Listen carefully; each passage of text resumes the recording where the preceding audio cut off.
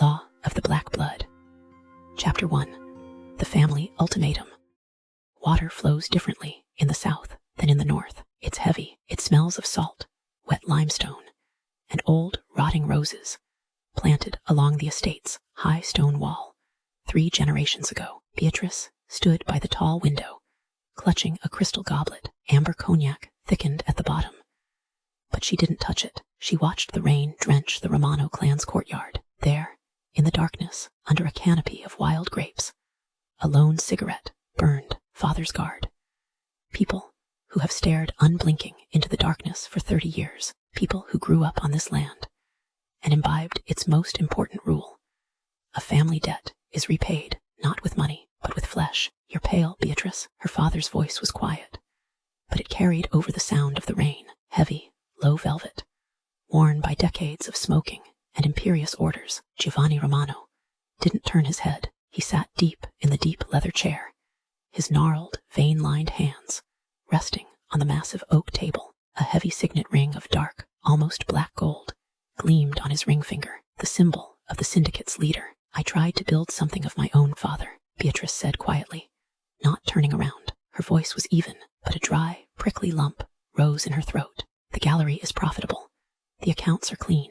No shadows, no bloodshed. I paid for this freedom. Freedom? Giovanni gave a short, dry laugh, more like a croak. In this family, freedom is a temporary reprieve. You bear my name.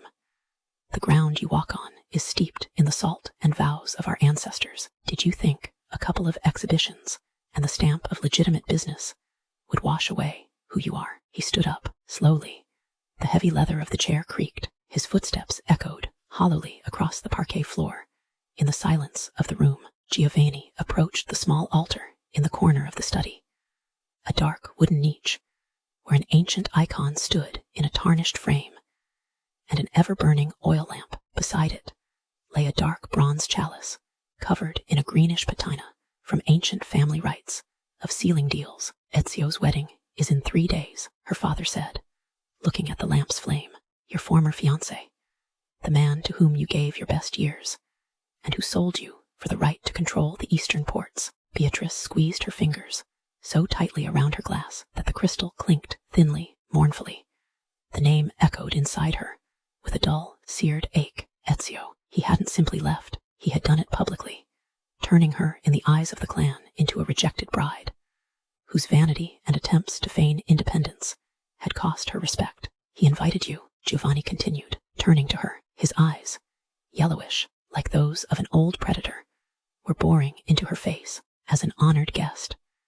He wants you to watch as he takes the daughter of the Torres Alliance as his wife. He wants to see you humiliated, and our entire clan will look on and sympathize. Pity the daughter of the leader. I won't go there, Beatrice snapped. You will go, her father said crisply, stepping toward her. He smelled of old tobacco, incense, and dampness, but not to cry. You will go there to announce your marriage. I have already made arrangements with the Alvarez clan, their eldest son.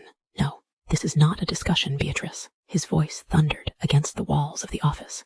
This is an ultimatum. You either submit to the law of blood and strengthen our syndicate with a dynastic marriage, or I will end your legal life in a single day. Your gallery will burn, your accounts will disappear, and you will return to this house under lock and key, as befits a disobedient daughter. There was a long, ringing pause. Beatrice slowly turned to him. A cold, poisonous rage flared in her chest, not the kind that makes you scream, but the kind that turns blood to ice. Swallow your pride. Allow her father to break it, and Ezio to triumph and smile sympathetically from the heights of his new position. Never.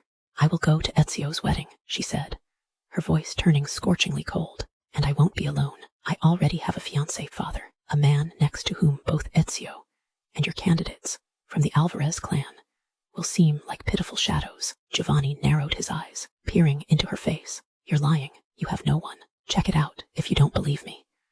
Beatrice took a sip of cognac, feeling the scalding liquid trickle down her throat. But he will be standing next to me at the celebration, and believe me, no one in this room will even think of pitying me. She turned and walked toward the office exit. The heavy oak door closed behind her, with a dull, final thud, cutting off her father's angry gaze. Stepping out into the long, dimly lit corridor, Beatrice leaned her back against the cold stone wall, and closed her eyes. Her breathing was ragged. Her hands trembled slightly. She was bluffing. She had no one willing to play the role of her fiancé in the face of two of the southernmost crime families. No one, that is, a man whose name they fear to speak out loud, even in her father's house, the Liquidator, whose arms reach up to his elbows,